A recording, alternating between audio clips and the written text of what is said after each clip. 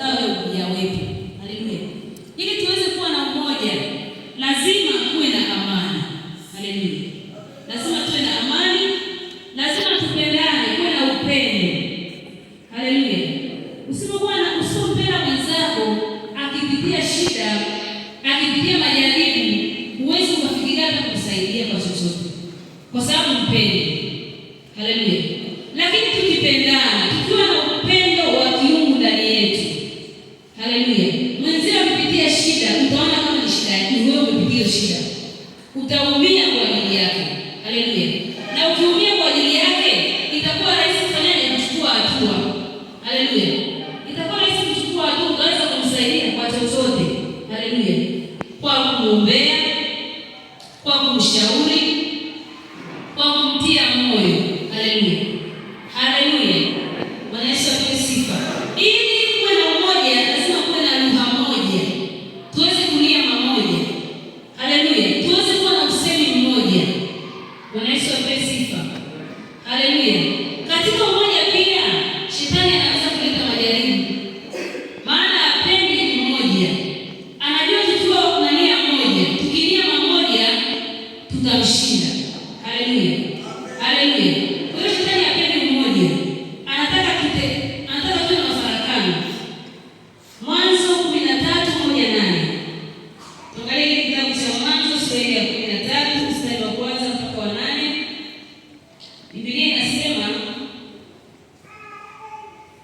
Mwanzo 13:1-8, Abrahamu akapanda kutoka Misri, yeye na mkewe na kila alichokuwa nacho, na Lutu pamoja naye, mpaka kusini. Naye Abrahamu alikuwa ni tajiri sana kwa mifugo, kwa fedha na kwa dhahabu. Akaendelea kusafiri kutoka kusini mpaka Betheli, mahali pale palipokuwapo hema yake kwanza kati ya Betheli na Ai. Hapo ndipo palipokuwa na madhabahu aliyoifanya hapo kwanza, naye Abrahamu akalitia jina la Bwana hapo. Na Lutu aliyesafiri pamoja na Abrahamu, yeye naye alikuwa na makundi ya ng'ombe na kondoo na hema, na ile nchi haikuwatosha ili wakae pamoja, maana mali zao zilikuwa nyingi hata wasiweze kukaa pamoja. Kukawapo ng'ombe kati ya wachunga wanyama wa Abrahamu na wachunga wanyama wa Lutu. Na siku zile Wakanaani na Waperizi walikuwa wakikaa katika nchi. Abrahamu akamwambia Lutu, basi usiwepo ugomvi na kusini kati ya mimi na wewe, wala kati ya wachungaji wangu na wachungaji wako, maana sisi tu ndugu. Amina. Haleluya. Bwana Yesu apewe sifa. Abrahamu alikuwa na umoja na Lutu. Haleluya. Kupitia ule umoja walikuwa nao, shetani hajapenda ule mmoja, akatafuta namna ya kuwafarakanisha. Haleluya. Akatafuta namna ya kuwafarakanisha Abrahamu na Lutu. Kwa hiyo wachunga wanyama wa Lutu wakafarakana na wachunga wanyama wa Abrahamu. Haleluya. Lakini kwa sababu Abrahamu alijua ile za shetani, kwa sababu alijua kusudi la shetani ni nini, hajapenda kugombana, kwa sababu yeye ndiye aliyemchukua Lutu. Amina. Hajapenda kuweka ugomvi au kuweka uadui. Akamwambia Lutu, tusiwe na ugomvi kati yangu mimi na wewe. Haleluya. Akamwambia niweka upande huu na mimi nikae upande huu, wakaelewana. Haleluya.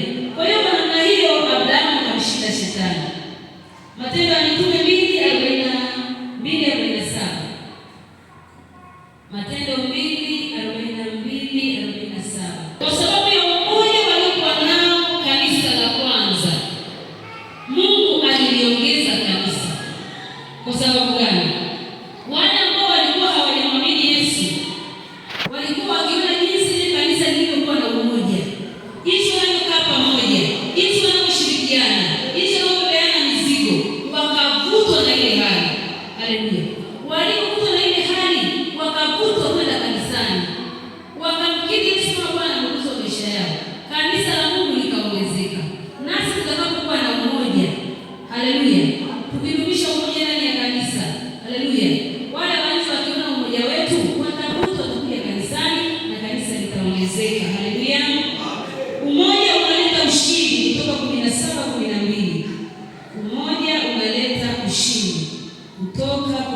7:12. Watumishi wa Mungu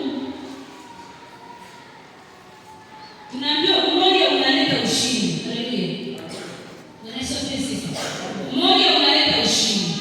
Tunaposhirikiana kama kanisa, tukaomba kwa ajili ya mtumishi wa Mungu, kwa ajili ya kuhani wa madhabahu, tunapoomba maana yake tunamtia nguvu. Haleluya.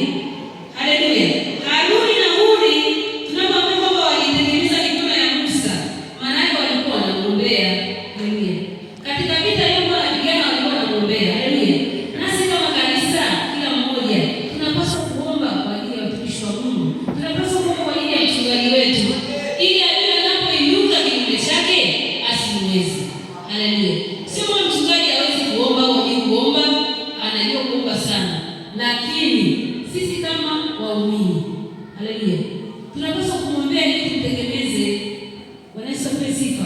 Maana maadui wao wanakuwa na umoja. Haleluya.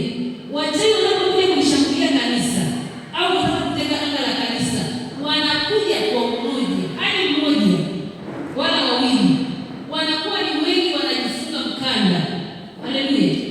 Maana kwa kuzimu wanafunga neno, wanafunga sana. Ndio maana wanapata nguvu ya kutushinda na kututesa. Haleluya. Kwa hiyo tutakapokuwa Mungu simama kama kanisa, tukafunga mkanda, tukasema tunaomba kwa ajili ya mtumishi wa Mungu, tunamwombea. Tunaomba kwa ajili ya kanisa. Tunaomba kwa ajili ya madhabahu ya Mungu. Maana adui anapiga vita, anapigana vita vya madhabahu. Kwa hiyo tutakaposimama kwa umoja tukaomba, shetani hataweza. Haleluya. Wale watu wa kuzimu wanaotaka katika anga na kufunga kazi ya Mungu isiendelee, tutawashangaa siku ile ndio hapa kanisani. Tutakapokuwa na umoja, tukaomba kwa kumaanisha, tutamshinda shetani.